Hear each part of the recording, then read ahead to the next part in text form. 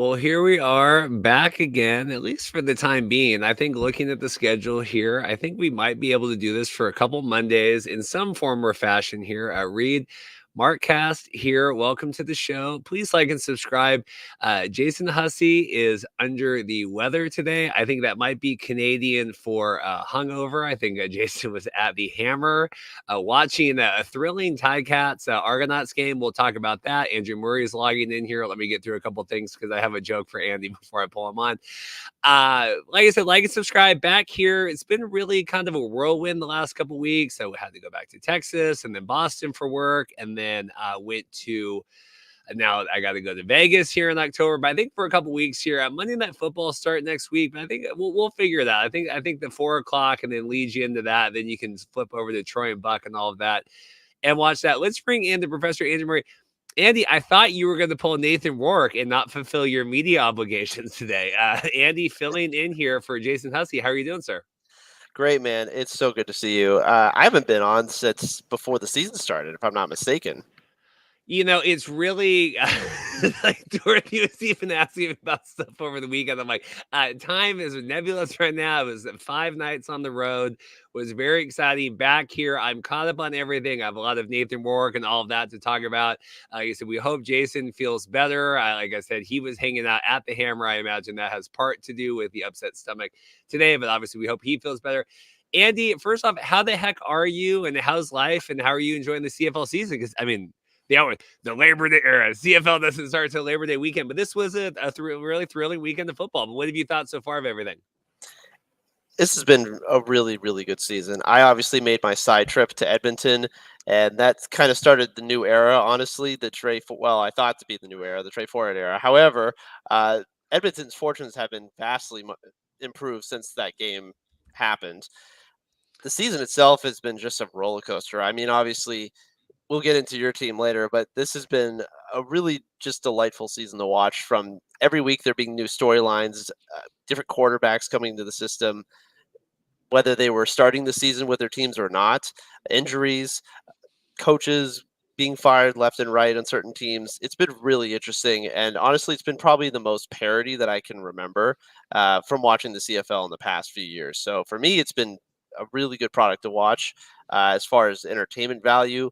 And even though not all of the players that I've wanted to see have been playing throughout the season, it's been very compelling to follow along with everything going on. I was thinking about it today. I was watching, I think it was the Calgary, and I did put on my Edmonton, my EE hat here. I think I got this when they were the Edmonton Football Club or football team or whatever they called it. But got this one on today.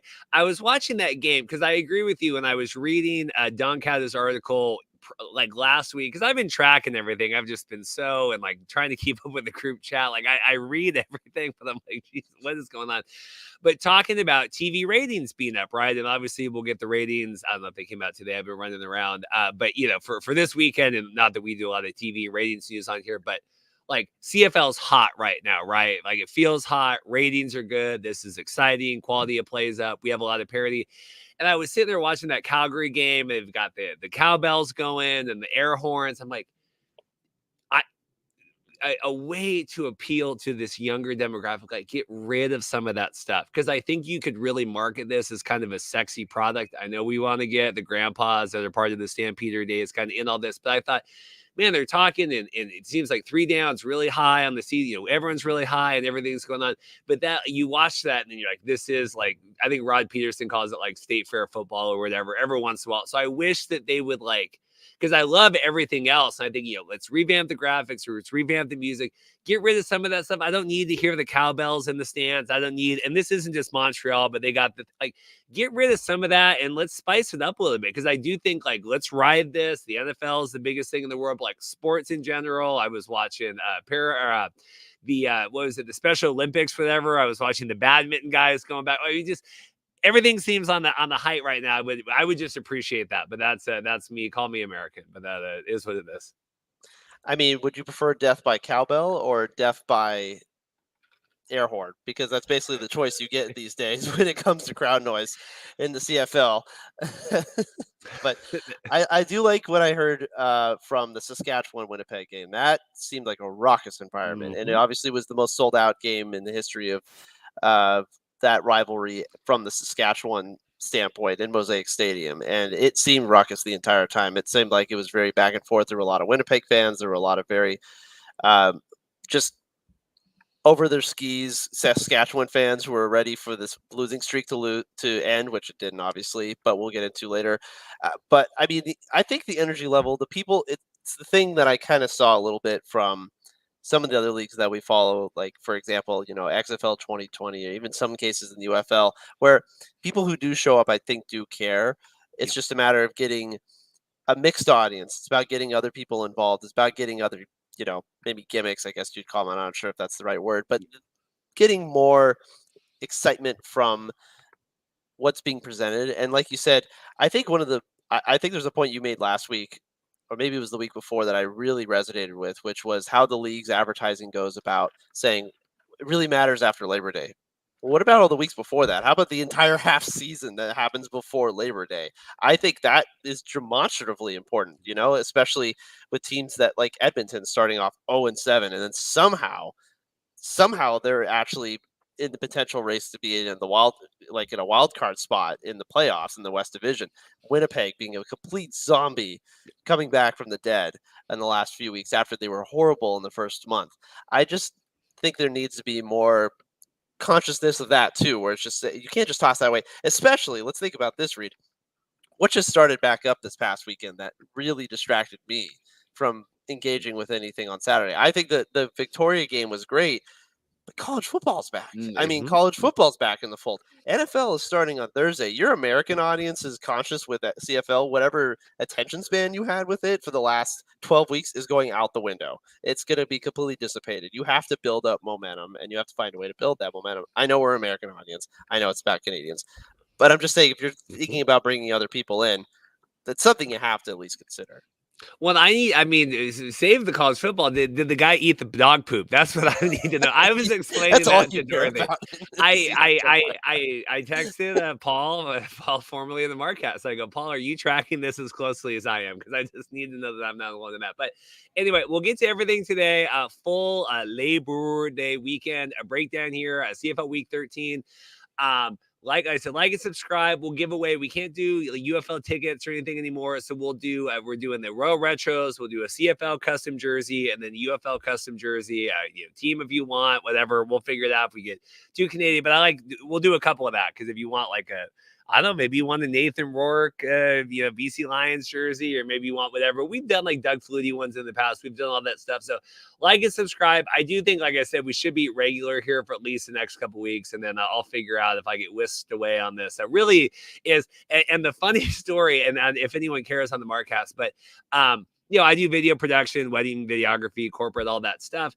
And I had missed out on a bid that I had put in for the same thing last year for this year, and it was going to be in Vegas. And when they declined my bid, the lady went on and saw, we've corresponded a lot, but she was looking at my signature, and I have the Markcast, Reed, owner, Best Made Videos, host of the Markcast, and she clicked that link, saw the YouTube channel, and it's because of the Markcast that I get to fly over the country now and do this podcast for the CEO. So, at the end of the day, something actually came out of this. Save with anything else. Andy, do we want to do the Nathan Rourke? Because I feel like the Nathan Rourke stuff's kind of dead, but I haven't had a chance to voice. I want to make sure you have a chance. Do we want to start with that, and then we can do the Victoria game and roll through? Does that make sense? You're muted. Andy, you're muted. Sorry. Oh, yeah. Sorry. You wanted to start with the storyline, correct? The storyline that came out about him this past weekend? Yeah, because I have thoughts. I share some thoughts on Twitter, and I got in some arguments with some people, and that's fine. I don't need, no one needs to agree with me or not, but I want to make sure I get some points out there. Obviously we saw Nathan Rourke kind of, I don't know if it was like cold shoulder or kind of like standoff. Farhan, a friend of the show, without getting into details, I don't think that sort of thing will be happening again.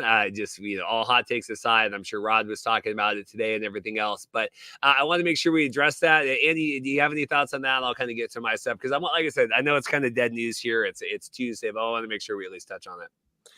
I know it's a few days after the fact, but in the moment, I was just surprised and a little bit disappointed that was the immediate reaction that Rourke had when Farhan Lalji was approaching him for the interview. Look, I know a lot of people I know for a fact don't particularly care for the media interviews. They don't care for the halftime stuff. They don't care for talking to coaches and players in the middle of a game. They think that's superfluous and it doesn't really matter. But the fact of the matter is, you have to put the faces of your league out there one way or another. Whatever they say is whatever they say. They've been coached up to say whatever it is. Yeah. As a player of Nathan's pedigree, which is quite high, in fact, the highest in the entire league, I think we could argue, it's honestly incumbent of him to present himself in a way to the media that, even if he doesn't like talking to them, at least shows that he understands that people want to hear from him, because people do. He's getting paid a bunch of money. He got basically everything thrown at him last minute to come and save the Lions season. And especially considering that Farhan, who I think we respect tremendously, I have a lot of respect for him, you have a lot of respect for him, is not a guy who I think should be. Get you. He's not a gotcha journalist. Like, hey, let me, Yeah, he shouldn't be like put into the same category as some of these other media personalities who are just trying to interrupt you and just like pull you into their little dark circle. That's not what they are. So I think, and I think that's a sidebar here, because I don't believe that Nathan thinks of him that way, but it certainly seems like that's how he's treating him. And I don't think that's fair to Farhan, but especially just basically, for lack of a better term, blowing off the interview and just basically running off with his teammates.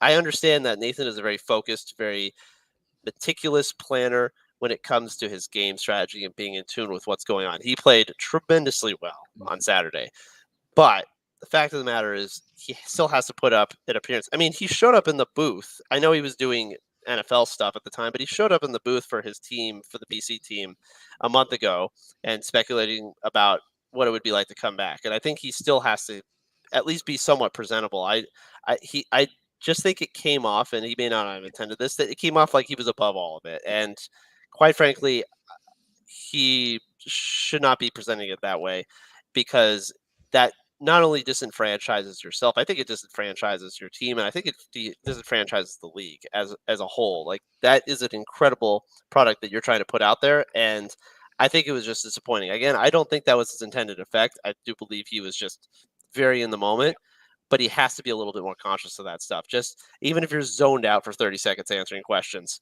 just that's what you got to do. Yeah, just a couple things, like I said, and I get all this, but this is a platform we get for all this stuff. It was the same thing. I think it was McLeod. Was it 2 seasons ago where he kind of pushed the camera guy off when they were? I think they had lost was that when they lost to Hamilton and they were going to the Grey Cup or whatever? But like he kind of pushed the camera off. As someone that used to work in TV news and deal with sports and deal with, like, I was the one that I interviewed Richard Sherman when he came to Seattle and all that, like very in tune with all that.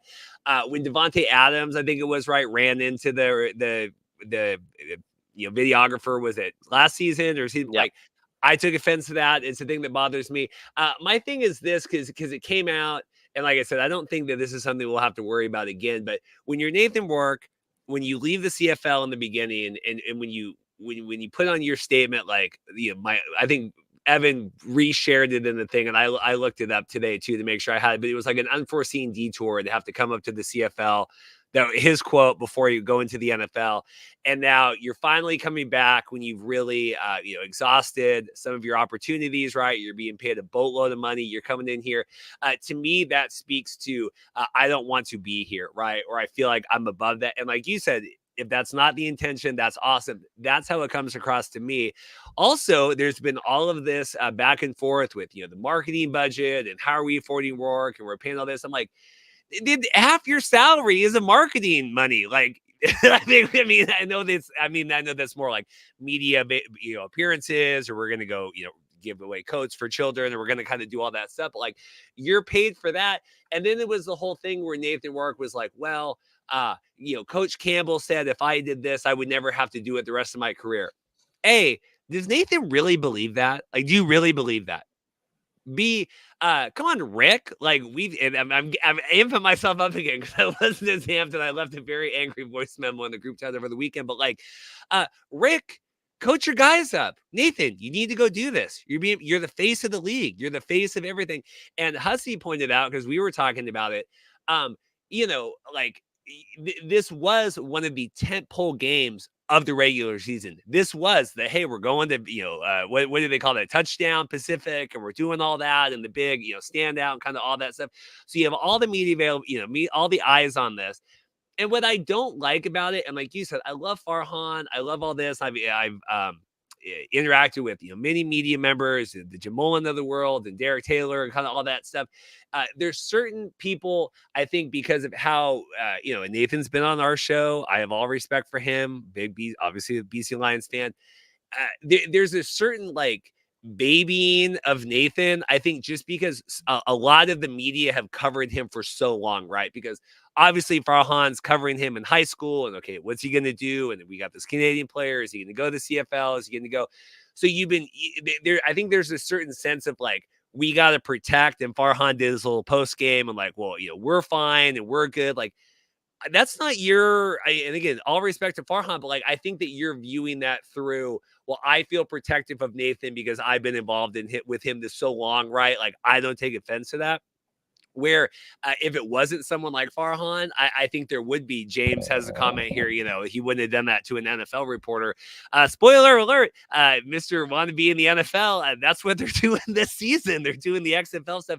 So if you're opposed to a 30-second halftime interview, spoiler alert, this year we're going to be talking to Mike McDonald or whoever on the sidelines for the NFL games. This is something that's going to be carried over from the XFL and the UFL. So this whole well, I don't want to do that. It's only going to get worse if you ever wanted to go back to the NFL, which I don't know if that's going to happen or not. But again, it speaks to this again, I love Nathan. He's a starting quarterback of the team that I want to see in the Grey Cup more than anything. But it really came across, and I was just really disappointed because this wasn't even week 1. This was week 3, and Farhan well, we didn't want to bother him the first week. He's not a baby. You can, hey, we need to do the interview. This is what's going on here. It's part of the job. Doing media interviews as an athlete is part of the job. Yeah, I think it takes a certain kind of profile and a certain kind of person to be able to pull off certain stunts with the media. For example, you're not Terrell Lynch. Marshawn Lynch. I'm just here, so I'm not fined. But Marshawn Lynch would also say very poignant things at times that were very, I know the vernacular may have not been something that people were familiar with, but he said it in a way that made a lot of sense from a colloquial standpoint. He actually was very well spoken when he wanted to be, but he didn't always want it to be, right? But then there's people like Terrell Owens, who was just a complete circus and just loved having the camera on him, right? There's people like that. And there's plenty of players out there who never want to talk to anybody. A lot of them, I don't know if it's a majority percentage, but a lot of them don't. I get it. But like you said, to your point, if you're going to be involved, if your end goal is to be in the NFL, to be part of one of the biggest commercial entities in this country, you're going to have to be part of the media scrum. You're going to just have to find a way to play along with it. And there are ways to do it. You can get coached up on that. There's ways for you to be able to answer those questions and be able to, you could be very bureaucratic if you want to, or you can have a little bit of fun with it and be tongue in cheek, or you can say certain things that reflect certain ways and your teammates may understand, but the media doesn't. There's a playbook for this. There's all kinds of different playbooks for this. And whatever playbook that Nathan was given, like you said, I'm not sure if it was from Coach Rick Campbell, but if that's the case, it wasn't the right one to use in that situation. Especially like you said, this was a marquee game. This was a flagship game on the schedule before the season even started. This was VA considering that he started. Now Rourke comes back into the fold and he gets to play in his hometown. That's even bigger. And I think it just blew up because of that too, because it was such an important matchup and they played so well in the first half. So you're thinking, wow, he's got to be, and that's the other thing. It's almost ironic. You're thinking oh, he's got to be in such fit. He's got to be in great spirits to talk. And then that's the interview you get. I mean, if he threw 3 picks, okay, maybe I would understand, but he played exceedingly well in the first half. That was the last, that's one of the last instances I would think he would be short with somebody from the media standpoint. Last thing on this, and then I'm pulling up the game here so we can talk about that. We can start with the touchdown Pacific, and then the whole, because again, I try not to get into the two arguing whatever on Twitter, but Well, see, those interviews are pointless. So this actually did better because it went viral. So like maybe that was like you're just being argumentative. Like the whole, well, we don't care about this. Like, okay, well, you've carried every other game and every other time and every other like. I'm tired of like the excuse making. Anyone else would need to do it. It's something that we do. Like I said, I don't think this will be an issue moving forward. I think that'll be good. Let's get to. I got to present this here. I I'll have go one for more it. thing. I have Yep. one more thing I want to add, just real quick. Yep. Just for, I think one other thing I just want to mention about this is that I think from your standpoint, I know you can attest to this. The Canadian media really gravitates toward people when they feel like they're in their fold, right? Like when they really feel like you're part of the ecosystem, they really pay attention to you, Mm-hmm. and it can feel tremendously important because the country is obviously from a standpoint of how many people are there. It could be a lot smaller than the U.S., so it feels a lot more important. Like I think if anybody wants context, I think you should go read Paul Wood's book on Rocket Ismail and the Toronto Argonauts in '91. Rocket Ismail got paid a lot of money, and he Mm-hmm. had to do a lot of media stuff. And quite frankly, he did not sound like he wanted to do a lot of media stuff. He was young. He had money. He wanted to just live his life, and he had to do the media stuff because it was like, you're the biggest thing since sliced bread. You're going to save our league, and I think it was just a lot of expectation on him. And I wonder sometimes if Rourke feels that way. Mm-hmm. And I get it from that standpoint. I do, because it is a lot of pressure. But if you hold yourself accountable in terms of being somebody who could play in something like the NFL, that pressure is going to be there. You have to expect that. So it kind of goes both ways. I get it from a standpoint of it being a little bit overwhelming, but that's just it's part of the game. It's this is what it's going to be a part of.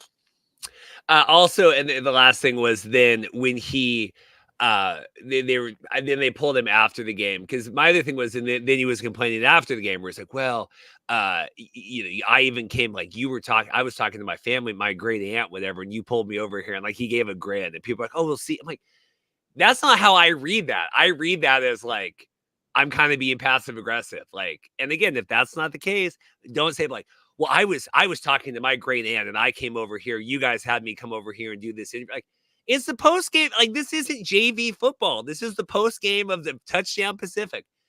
Anyway, I got very, very agitated with all that stuff. But this was a good game. I really feel like Zach here was in the chat asking, and then we can talk with Jack later. Talking about, you know, when do we get back to a regular schedule? Like, when there's stuff to talk about, nothing to talk about right now. We can go play fantasy, whatever the heck Brandon's doing, fantasy made.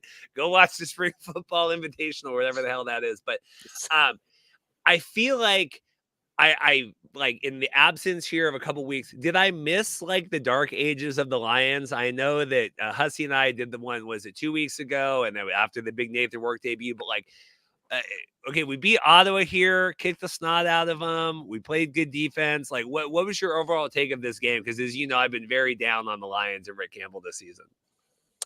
Well, for the last 5 weeks, rightfully so. This is the Yes. worst era of the Rick Campbell tenure in BC. They played awful. They were all out of sorts. Their offense looked out of sync.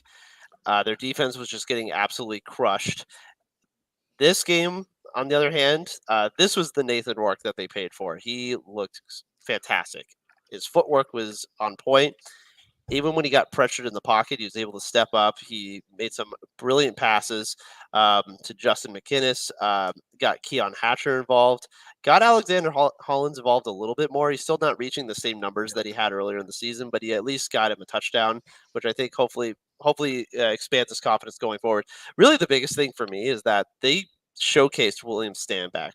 He looked like that's exactly the kind of guy that they brought in this offseason to try and jumpstart this run game, which I've noticed has gotten a lot more potent since Rourke stepped into the lineup specifically. I'm not sure what it is, but when VAA was in there, they're really pass heavy. They didn't really want to get the run game going very much. They couldn't really get a lot of lanes going. But for some reason, with Rourke in there, I think part of it is that Rourke is willing to use his legs a lot and is willing to run a lot more. I think I can't remember who brought up the comment, but they said, "Well, what has he got to lose? He doesn't really worry about getting injured. He could just go out there and play." Maybe it was one of the 3 down guys, but it seems like he's playing unafraid, which for the first couple of weeks was leading to a lot of errors. But now with this ability to not worry about, well, I don't know if I'm going to get a training camp invite. He doesn't have to worry about that now. He could just go play. VA, it always felt like they kind of handled with gloves. It was like, okay, let's just make sure we don't break the shiny diamond that we have. And I think because of that, this offense looked the best it's looked all season. Maybe save for that first half against Hamilton earlier in the season when they just absolutely blew the doors off the Ticats in the first quarter. This was just the first half was just really a clinic. It was a complete clinic by this offense, and the best that they've looked in weeks. Yeah, this was exciting. It was cool. I got watching the recap, whatever. Really cool atmosphere, right? I think that was everything they wanted. I wish they would have. I think in an 18-week season we can do a touchdown Atlantic and a touchdown Pacific. I don't think we need to have just one or the other, but I thought it was really cool. I liked having BC kind of involved in the Labor Day weekend matchups, right? I know we tried to do kind of the rivalry games and Toronto Hamilton and kind of all that stuff. That was cool for that. Like you said, getting Stan back involved. I know that Jason has been down. Was that the back that we need to come in here and really compete against the Oliveras of the world and everything else when it comes to November time? Getting him more involved. Do we feel more bullish on him now in that regard? And then I have a follow-up question about Vernon here once you get through that.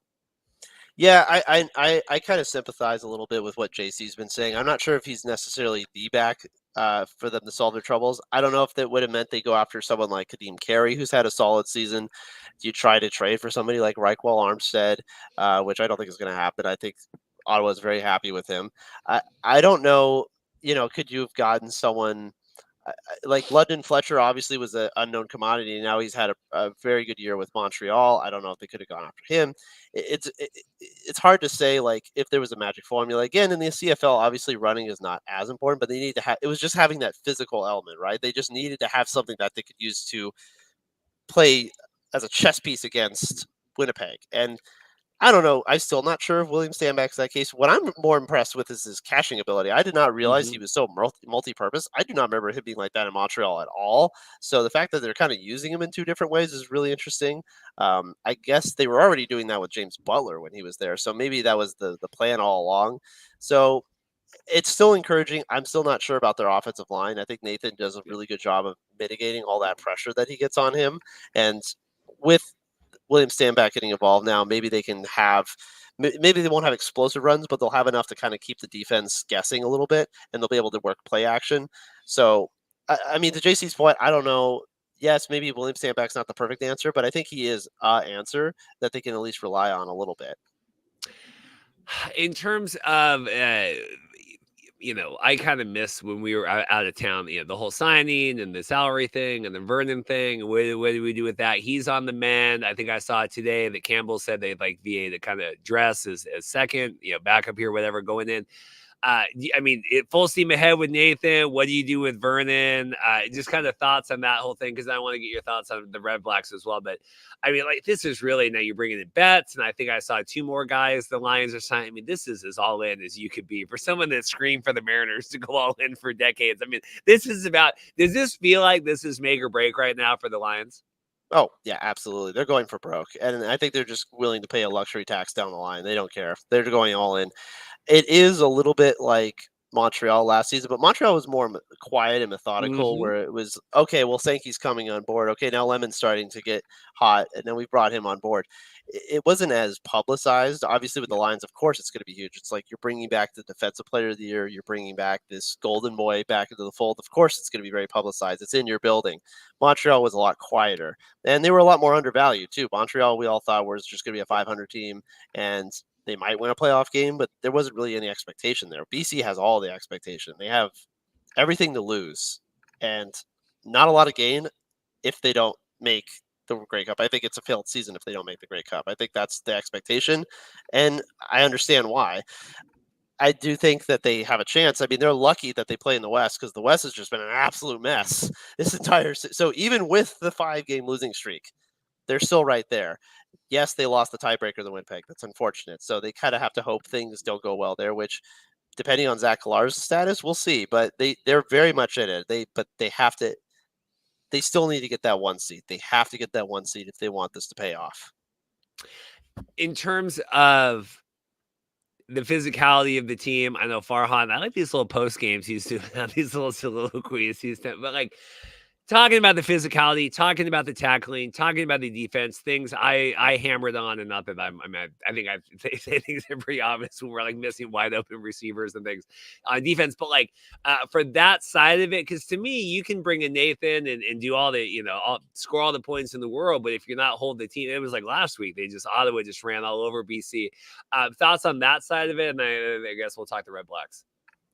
Yeah, I think that's the thing. If Betts could supply a pass rush, which he already got a sack in this game, he absolutely can. If they can have more of a pass rush and play from in front, they have all the potential in the world. But playing from behind, this is where the team gets in trouble. I don't know what's going to happen if they get in an environment where they have to start running the ball and they can't throw it as proficiently as they want to, i.e., Winnipeg in the middle of November. They have to again. That's a dangerous game that they're playing. So that's why I'm saying they have to get that one seed because the physical elements are not there for them to play in harsh weather like that. This is very much a dome team.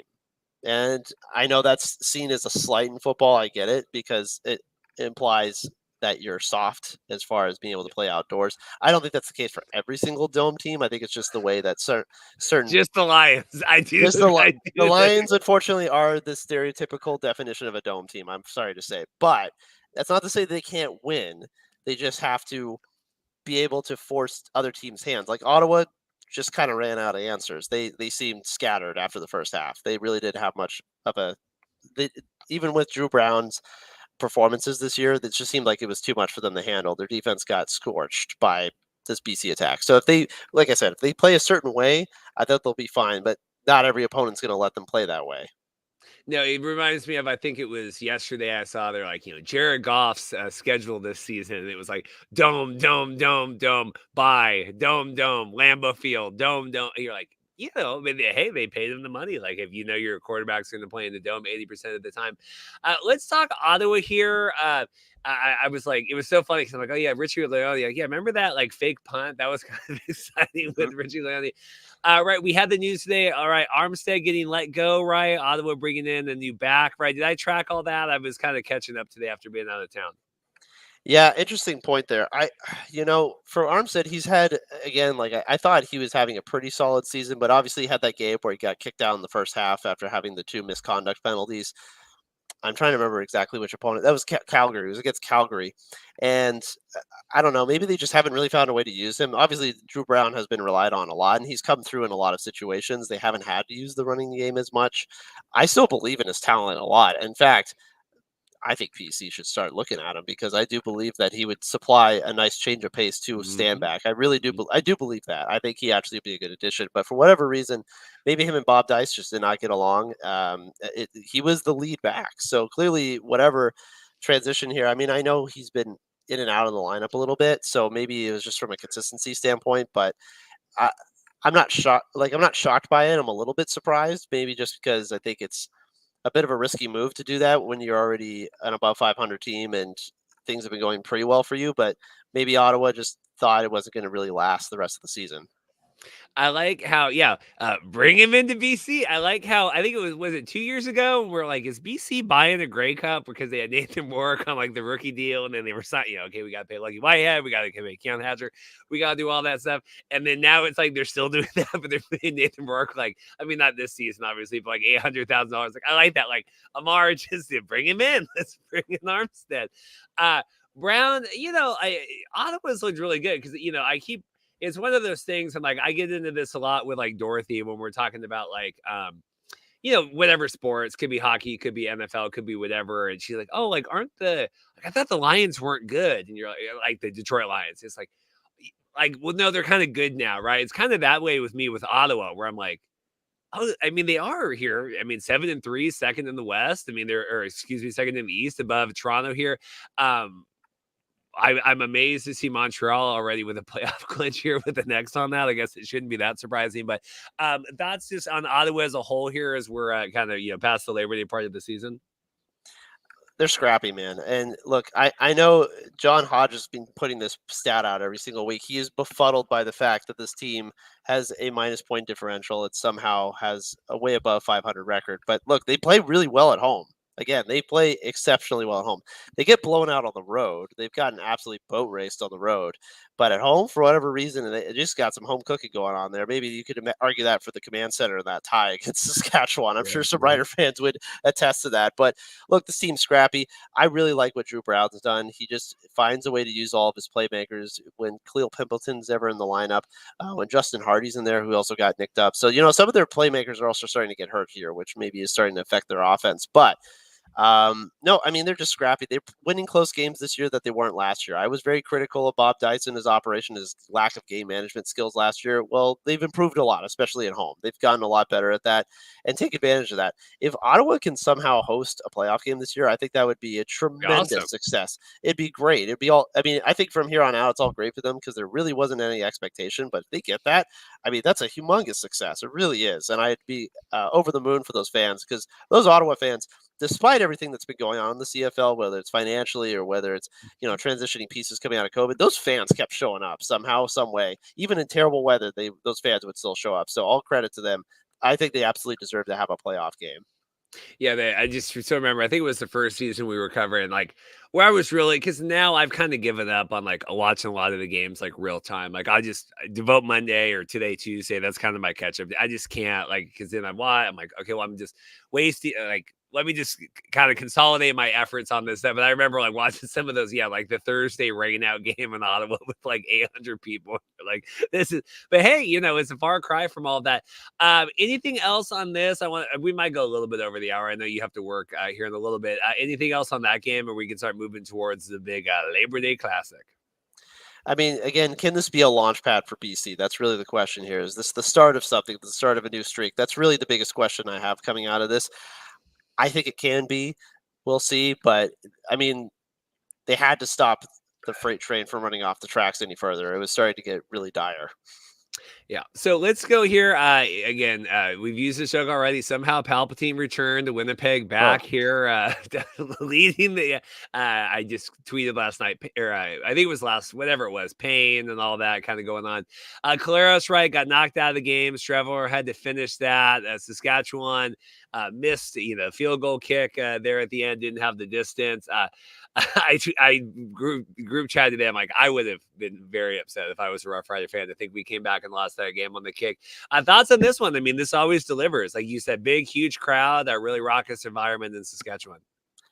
This Saskatchewan team is just snake bit. I don't know what it is, but they just have found a way to lose or tie in these last weeks. It's really unfortunate for them. I mean, they've had just some of the most heartbreaking losses I've seen from a team in a stretch that I can remember. I mean, you lose to Montreal because Brett Lawher goes 3 for 7 on field goals, even though you play really an outstanding game. And then obviously the did he not step out of bounds play by Davis Alexander. Mm-hmm. You go to Ottawa, and I quite frankly, I'm going to be on Rough Rider fans. I think they got a win stolen from them. Although I would say both teams got a win stolen from them by the command center, but we don't have to get into that any further. That's already been discussed. I mean, you keep losing these close games, game in, game out, even with Trevor Harris back, who's playing very well. His completion percentage is really high. He's getting a lot of yards. I would have thought that was the magic formula to start playing better. And for some reason, since he's come back to the lineup, they stopped playing defense. It's like they only can play defense when Shea Patterson's in there. But as soon as Trevor Harris steps on the field, they're like, well, he's got it, so we don't have to try as hard.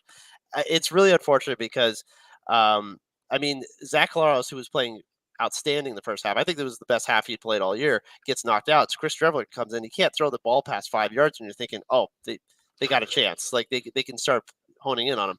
The end of this game was nuts. I'm not sure if anyone watched the sequence at the end of this game, but it was absolutely out of control.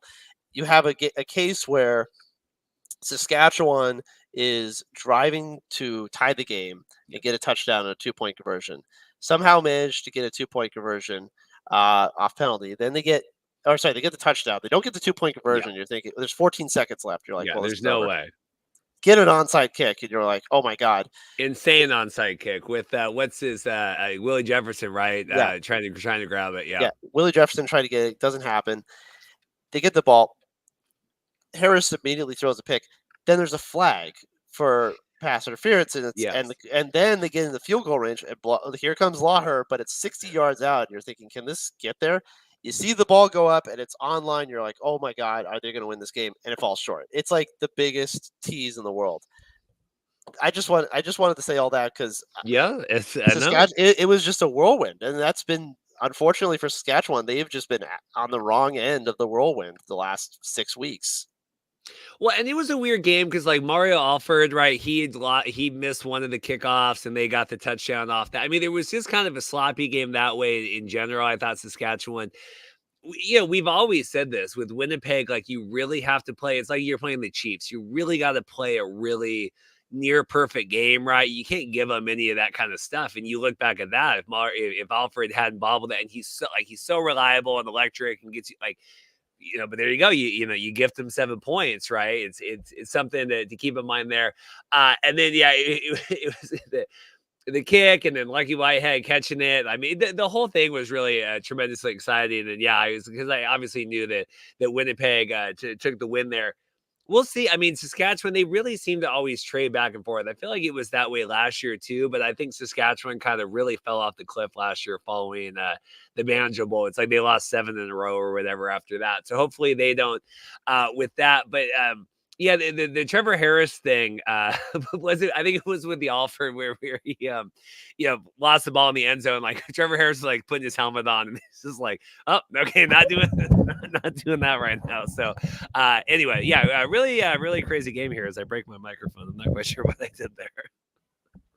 Yeah, no, and for Winnipeg, I mean they just escaped by the skin of their teeth. But see, that's the opposite team. Everything's coming up roses for them recently. They're winning these close games. They're getting outstanding defensive efforts. Now here, of course, obviously they gave up a lot of passing yards, but this has been. Again, this is a zombie team. They just somehow find a way to keep in the games. They stay around, and this team will not die. They're like you said, you can't really play a bad game against them because if you do, you're not going to win. Although Toronto somehow managed to get one of those weird squeaker wins against them. But other than that, things have been working really well for Winnipeg the last few weeks. You have to wonder about their offense, though. If Zach Lawrence is out for any extended period of time, I mean, this offense just kind of dies with Strebler. I like Strebler as a run option, but as far as being the main signal caller, it's just really stymied. And then Brady Oliveira can't get involved. It's really tough to kind of continue the attack that way. So for Winnipeg, it's just about health. Can they stay healthy? And can they keep Kenny Lawler in there? Can they keep Nick Dembski? Can they keep their guys healthy enough to be able to get through the season? Because it was really a struggle the first month, and a lot of it because of injuries. You wonder if that'll bite him in the ass later on, like the whole we didn't keep Drew Brown, right? We didn't keep like a true backup. Where you look at BC and we talk about Rourke goes down, VA comes in, obviously not quite, but it's a similar, right? I mean, they play that similar run. I mean, you obviously love Vernon and everything with Oregon, like. I don't know. I'm curious that way. Like you said, Strebler can't come in and throw the ball more than 10 yards down the field. Like, I don't know if that'll be something. Just something to keep in mind here. I know, Claire, I think Jeff Hamilton was saying, I think they're off today and then they were going to practice tomorrow. I was trying to get some reports of kind of all of that stuff. But certainly interesting. Anything else on this one? No, I just, for me, again, I just feel for Roughrider fans, honestly. I know they're a rowdy bunch, but this is all. I mean, this is awful. At this point, you don't know if you can win these close games. No. And they've seen deja vu from the past 2 years, like you said, losing 7 games in a row down the stretch and missing the playoffs altogether after you had a pretty decent start again. It's up to Corey Mace to really kind of figure out what's the problem here. And again, I don't think it's quarterback play because Trevor Harris has been really good coming back from injury. I like the offense in general, the receivers and everything, but just something goes off. This defense just gives up these huge plays for some reason, even though they had it all figured out for about a month. So I don't know, consistency wise, it's just one thing or another, and they just have to find a way to hold strong in the last quarter. Let's get over here. So this was exciting. Like I said, that Jason was texting me like, "Hey, I'm going to the game." This was like a sellout, I think. Like James has a comment here in the chat. Great crowds this weekend. Hamilton. What were they like 2-9 before the weekend? They obviously get the win. I'm like, heck yeah, man. Sell out, show out. Beautiful day, Labor Day, hanging out in the hammer. Yeah, I think Marshall Ferguson was talking on there. Chad Kelly. Do you have any comments on the? I guess I was made the joke. Chad Kelly immediately comes out, throws an interception. That was that was, if you're on your anti-Argos bandwagon, that was exciting. But like we're getting the no means no chants and the signs and stuff. Like, are we okay with like what's your thoughts on that? Because I'm kind of curious, like just how prevalent this has remained since Chad came back, and then obviously thoughts on the game we can segue into. I mean, the CFL decided to play that game. They're hoping it just dies out eventually. I don't know if they're playing the long game here, and so did the Argos. The Argos just said we're hitching our wagon to Chad Kelly, and bygones be bygones as far as what the determination is on who he is as a person. It's not a great look for them. It's not a great look for the CFL, but they're just sort of playing.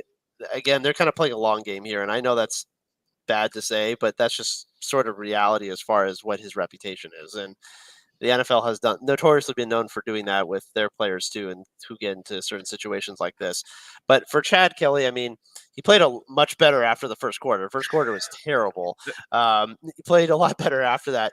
But I don't know what it is about this Toronto team getting these huge deficits against Hamilton on the road. This is the second time this has happened this season. With Cam Dukes is one thing, and some of the errors they made, like the fumble return touchdown, that game was tough. But Hamilton just jumps all over them. And once again, Toronto tries a furious rally. It falls short. And now they are they're third place in the East behind Ottawa. And you're wondering, are they going to be able to have the horses to get that playoff game?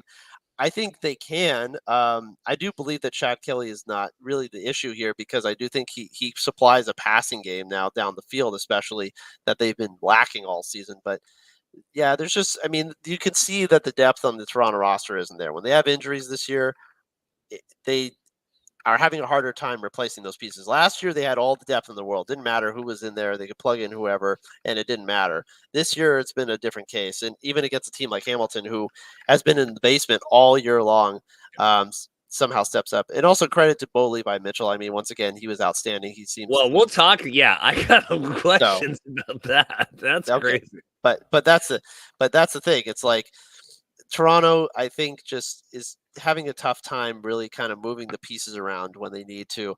And for them, I think it's a bad loss. I really believe that they should have won this game. They were favored by 5. There was -5 at ending line. I thought they were going to easily cover that. If you had asked me, if the most safe bet I would have told you going into this weekend would have been Toronto -5, because I really believed that they were going to come back with a vengeance, with Chad Kelly in tow, with everything involved Labor Day. I really thought they were going to come and just play the smackdown on Hamilton. And I mean, they pulled the reverse Uno card. Jokes on us. Well, and it was just weird. And I know Chad's kind of getting his way back in, and obviously we talked to Nathan Rourke, getting the figuring out, getting back to the CFL and all that. But like even when he was running, it just kind of felt like he got to a point where it's like, I gotta just take this game over. And he was just kind of like running down the field and kind of just trying to get any yardage he could. Like he just felt like, yeah, we're going to lose, we should be winning this game. We're going to lose this game. Like, I got to take things into my own hands. What's he got here? 24, 30, 322. But I felt like he just ran, 39 yards here. It just felt like he was, any of the highlights I saw, he was just kind of scurrying around for that. Okay. This season, in a game here where Bo is 20 of 30, 347, 2 touchdowns, he was benched earlier this season. What the heck is going on with that? And then I want to get, obviously, Talua Tagovailoa here with getting the rushing touchdown. That was cool. But this Bo Levi thing, I don't know what the heck is going on there in Hamilton. There's no plan. That's what's going on. They fired their defensive coordinator. They fired their special teams coordinator. I don't know. Maybe they could fire the water boy next. I'm not sure what's going on in Hammertown, but nothing's really worked out for them from any standpoint outside of maybe Bo Levi putting on some great numbers. But he was benched. My thought in the moment was, this is not the reason why they have the record that they do. Their defense was atrocious. It still gave up a lot of yards in the second half. This Chris Jones-led unit gave up a lot of yards in the second half, but they still they're incomplete. They don't have a returner. I mean, they've been trying to figure out somebody to replace Tyreek McAllister, I think is gonna wreck shop with the Raiders this year. He looks great in preseason. They've never really found a replacement for him. I just don't know what the Ticats' plan is outside of Bo Levi just chucking it down the field, which at times works. I mean, it does work, but without James Butler in the lineup, that's the other thing. James Butler gets benched. Greg Bell comes in, and I mean, he played well, but like, I just never seems like it's kind of just like 3 sheets to the win. Like, let's see what happens at Hamilton. I mean, Tim White obviously had a fantastic game. Great for him. He obviously has come back from where he was earlier in the season. But I don't know. Hamilton is just it's so weird and ham-fisted. It's just kind of like a one-note offense. And good for Bo Levi. Like I said, he's playing outstanding. He's leading the league, and he's leading the league in yards and touchdowns. Like, he's playing outstanding considering all that he's gone through the last 4 years. But I just don't understand what Hamilton's plan is with, well, let's just throw in Taylor Powell and see what happens. Like, if you're going to have a developmental project, have a developmental project, and I don't know, don't have Bo Levi come back this season. Again, there really didn't seem like there was a rhyme or reason to what they were doing this year, and it's kind of showed for the most part. Yeah, that's like the brain fart. I'm like, oh yeah, Chris Jones is over there as well, because that feels like a lifetime ago where they brought that signing in there. Yeah, I know the Bo Levi kind of feels like the Kirk Cousins thing. Like Kirk's, he's on pace for 40. It's like, yeah, but the team is like, it doesn't matter. Like Kirk Cousins can do whatever he wants to. Like, it doesn't, not gonna make a difference. Do you want to shout out Tagovailoa here getting the rushing touchdown right to his brother? Is it? Yep, it's to his brother. It's Talia. I mean, he was just throwing touchdown passes in Maryland to like 10 months ago. Talia was, and that's great for him. See him get such early action. A nice little read option play fake there on the goal line to get that touchdown run. I don't know how much they're going to involve him in the offense, but if they're going to do stuff like that, all the power to them. I think it's great to see him get such early action. So, I mean, it's a project thing, right? Like, you have these developmental projects, especially with quarterbacks in the CFL, where you don't really know what they can do early on in their careers. This first year is really tough learning the offense. We'll see if he keeps this as a long-term prospect, or if he finds, who knows, if he finds a job down south. Maybe he can poke Mike McDaniels a little bit and say, like, hey, it's all in the family, right? Keep him down there behind Tua. But I think for him, it's great to see. We like to see names like this get involved. So, but like I said, happy for Hussey. Good for Hamilton. They haven't had a lot to celebrate this year, but for some reason they just absolutely own the Argos at home this year for whatever reason. Well, there you go. Let's get into the last one here. There've been a lot of your boy. Was this a turning point? Was Andy going up to Edmonton? I know you said off the top, you going to Edmonton, that turnaround of the season here. Mikhail Bethel-Thompson looks like the greatest quarterback in the world. I mean, what is your thoughts on this? Edmonton's still sitting at 4-8, which is kind of surprising, just given kind of the snot kicking they gave to Calgary there. But thoughts on this one? Calgary dropping one at home to a pretty packed at McMahon Stadium. I mean, that's what happens when you start off the season 0-7. You kind of dig a giant hole. But as I said, you're only 2 games behind Winnipeg for first place. So Edmonton's in it. They have a chance to be in it. They've won 4 out of 5, and I do think their defense has gotten better. Mikhail Bethel-Thompson played one of his best games ever. He was outstanding. Tevin Jones also was just fantastic. I mean, his run after catch, he was, oh my God, he was incredible. That dagger throw that they had at the end of the game when Calgary was starting to come back and they're only down by 7, and then they just throw that bomb and it just silences the crowd. Like, that was it. It's just stone's throw from MBT. It got really kind of, you kind of thought like, oh no, this is getting out of hand. They're coming back. And Calgary has won those games at home this year. They did that against Winnipeg. Against Toronto. Like, they're not dead in the water when they're at home, but to Edmonton's credit, they just kept throwing. And I mean, you have 3 receivers here getting over 100 yards, which is just bonkers. I'm impressed with what Edmonton's done recently, with or without Trey Ford. I mean, obviously Trey Ford added, I think he was just such a breath of fresh air, and I think his injury is unfortunate, but this version of McLeod Bethel-Thompson that's come back in the lineup has been a lot more calmer. And I think there's just not as, I mean, I know he threw for a lot of yards here, but it doesn't seem like he's stretching as much. I do think that they figured something out here. And I think the team is also starting to believe, like, hey, they're not out of it. I think they were just so demoralized by all the close losses. Again, it's kind of like what Saskatchewan's going through right now. Like, at what point do you say, oh my God, when is this going to stop? And I think that first win in Saskatchewan really jump-started them and really started to get them to believe that maybe there was something to fight for. And like I said, they're not that far out of it.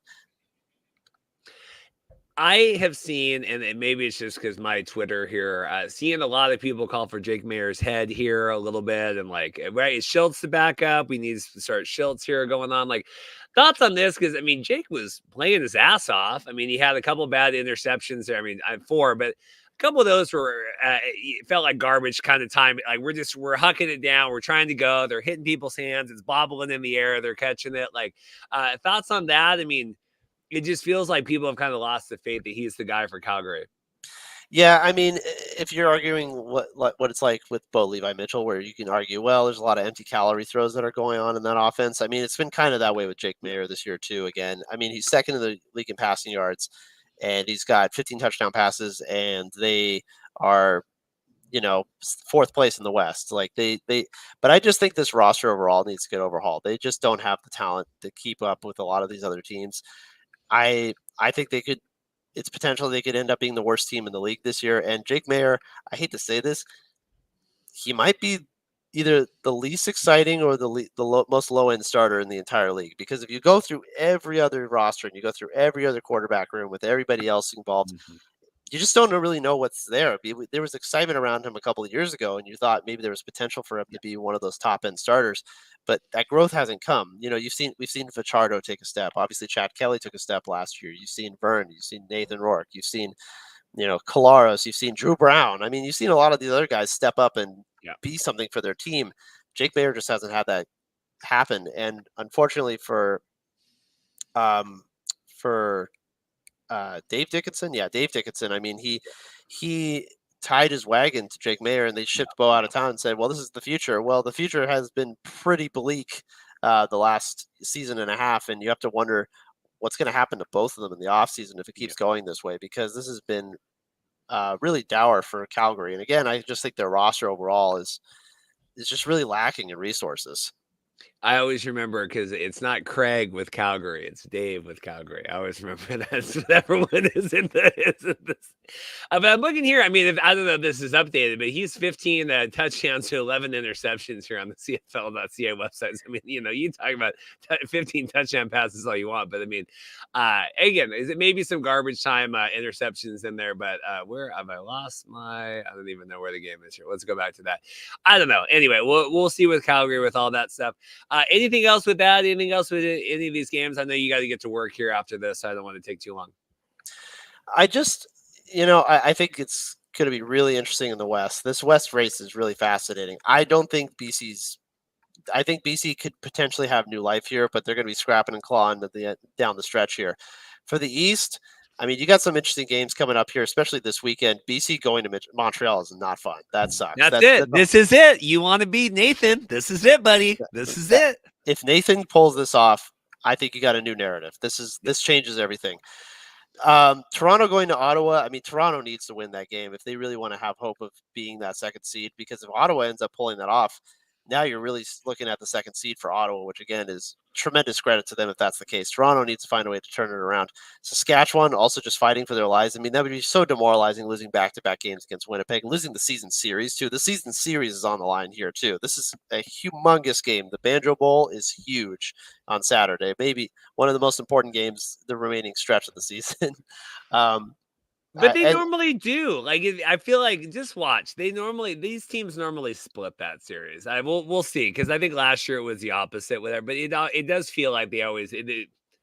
I would be curious if you go back 10 years, who swept the series there of the two games. But maybe I'm making things up in my head. Well, I mean, Saskatchewan already lost on their home field. Now you go to IG Field. That's a tough turnaround. So we'll see. We'll see what kind of spirits there. And then finally, I think Edmonton can really put the stake in the Calgary and really assume that they have a chance in this race. Whether or not MBT or Trey Ford keeps playing, I do think that their crowd's going to be a little bit more behind it. Their home crowd finally gets to see more of them. I do believe Edmonton has a chance to get in the playoffs now, but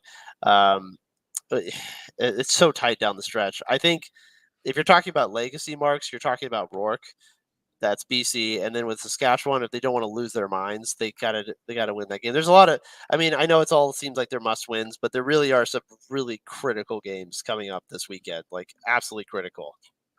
Well, I think, again, and we go back to okay, Ottawa is actually a good team now, but you just got the snot kicked out of you by Ottawa last week. I mean, I know you came back and Rourke kind of got it in it today. Okay, we're kind of getting everything together, but this is it. I mean, you got to go out and you got to beat a really good team, because where's the, can I scroll down here? Because then, after that, you're hosting Toronto, you're off. You're hosting Hamilton. That's a better one. And then Calgary, you just get to the point here where you just can't afford that many more losses. And so I just hope, I mean, they know, show up, and then they talk, oh, we got the flights and we got to go to BC. It's always trouble when they travel east and we got to do the time zones and all that stuff. I mean, believe me, as a Mariner fan and as a Kraken fan, like, we can't win at home or we can't win on the road. I'm like, please just show up and be professional. Well, here's the other thing, Reed. Montreal has had a bye week, so they have extra rest. They've had extra time to prepare for BC, watch the tape on Rourke. BC's on a bit of a short week, so as we say, for lack of a better term, nut up or shut up, because that's really what's coming up here.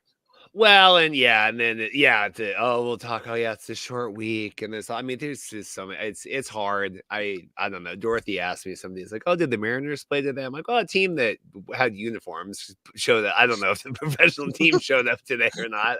We'll see tonight.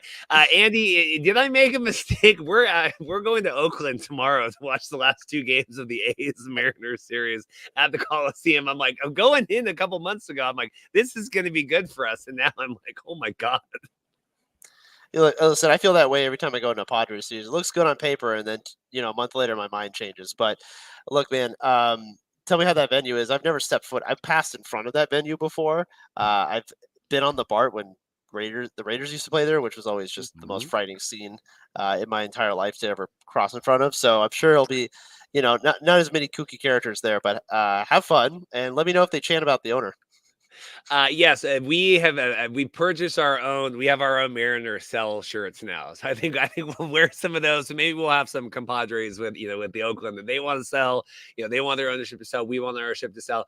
Last thing here, like I said, like and subscribe. Zach asking, when we get back on the schedule, just nothing to talk about right now. So I know we kind of talked on that at the top, but when things roll in and we'll get all serious about this, getting towards Grey Cup and everything else, there's just nothing to talk about. I mean, I saw the UFL was hiring the ticket people for St. Louis. Like, I got 8 episodes of this dang podcast now. I got to edit before I get out of town. We're going to Oakland. So we'll get back on it, but you're not missing nothing right now. There's nothing to talk about. I'm trying to save my mental kind of anguish of doing this. I did look back, because I get my Facebook memories and I don't know, it'd be like 2 years ago. Like I had on like Farhan and Milt Stegall and Willie Jefferson and whoever. I'm like, God, I used to put just a ton of time. Like, we're doing what we can. Hussey's sick today. If Andy hadn't worked out, which I appreciate him hopping on, we just kick it to next week. That's the best we can do right now is try to not lose our minds on all that. Like I said, like and subscribe. Andy, anything else before we get out of here? Hang in there, man, with both your teams. That's all I'm going to say. Commander Sunday, baby. We got the Jane Daniels era here. Hey, I drafted Jaden Daniels in my fantasy league. I'm putting my hopes and dreams in him, man. So he better show up. That's all I'm going to say. I'm all in. No, I'm all in on him. I am.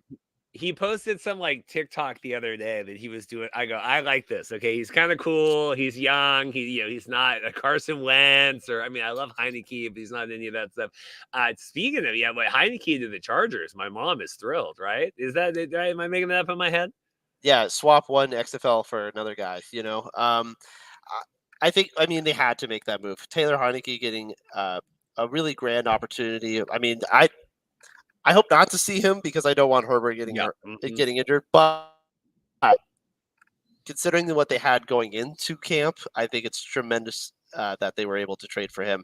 And good for him. He plays on a team that I think has potential. I really do think that they have potential to make the playoffs. So good for him. And I think it's just a good situation overall.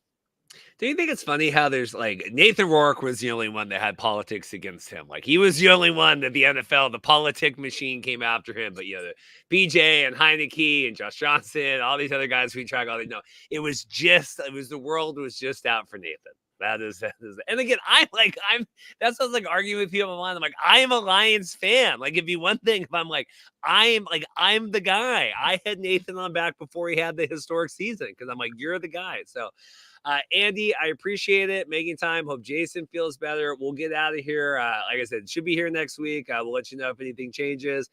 Go Commanders and go who are you playing this weekend? Go Chargers. You're playing the Raiders at home in Los Angeles. So try to put a W in the win column, baby. That'll be good.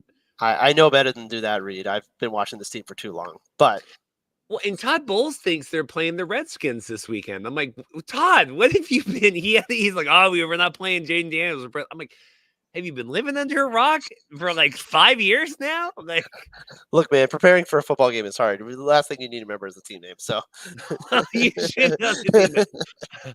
All right, we'll see everyone next time. Thanks.